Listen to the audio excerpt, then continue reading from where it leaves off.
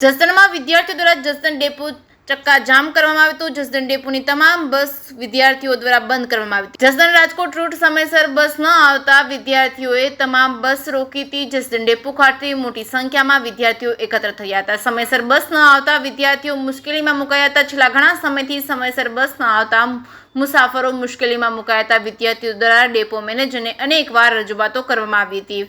બસ સમયસર આપવામાં આવી તેવી વિદ્યાર્થીઓની માંગ ઉઠી છે। જે કેસરી ગુજરાતી સાથે કરશન બામટા આટકોટ।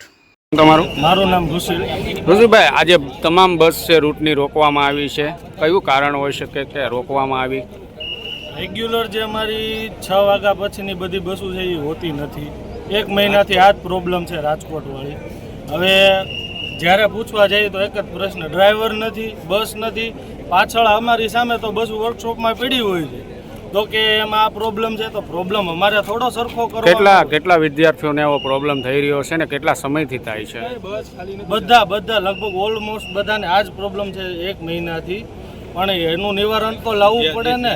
બધા જોબવાળા વિદ્યાર્થી કોઈ બીજે બહાર જતા હોય, દરરોજ એક બસમાં 2 બસના જાય માણસો, વાઇપર ચાલુ ન હોય, હેડલાઇટ બંધ હોય, કાંઈ થશે તો જવાબદાર કોણ?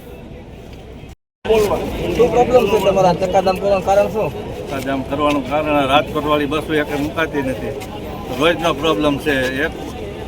2 બસનું માણસ 1 બસમાં જાય છે, ઊભા જાય રોજ। સવારે એ પ્રોબ્લેમ, સાંજે એ પ્રોબ્લેમ, ત્યાંથી ને એમ થાય 5-4 વાગ્યા પછી ત્યાંથી બસ નથી મળતી લોકલ। અપડાઉનવાળાને રોજ હેરાનગતિ થાય છે। અત્યારે તમારી માંગ શું છે? ત્યારે આ બસો નથી મુકાણી, 6.5ની કપાણી, 7ની કપાણી, 7.5ની કપાણી, 7.5ની। મારું નામ ઋષિભાઈ, આજે તમામ બસ છે રૂટની રોકવામાં આવી છે, કયું કારણ હોઈ શકે કે રોકવામાં આવી?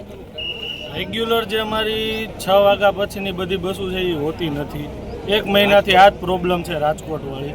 હવે જ્યારે પૂછવા જઈએ તો એક જ પ્રશ્ન, ડ્રાઈવર નથી, બસ નથી, પાછળ અમારી સામે તો બસ વર્કશોપમાં પડી હોય છે, તો કે એમાં આ પ્રોબ્લેમ છે તો પ્રોબ્લેમ અમારે થોડો સરખો કરવો। કેટલા વિદ્યાર્થીઓને એવો પ્રોબ્લેમ થઈ રહ્યો છે ને કેટલા સમયથી થાય છે? બધા લગભગ ઓલમોસ્ટ બધાને આ જ પ્રોબ્લેમ છે 1 મહિનાથી, પણ એનું નિવારણ તો લાવવું પડે ને। બધા જોબવાળા વિદ્યાર્થી કોઈ બીજે બહાર જતા હોય, દરરોજ એક બસમાં 2 બસના જાય માણસો, વાઇપર ચાલુ ન હોય, હેડલાઇટ બંધ હોય, કાંઈ થશે તો જવાબદાર કોણ?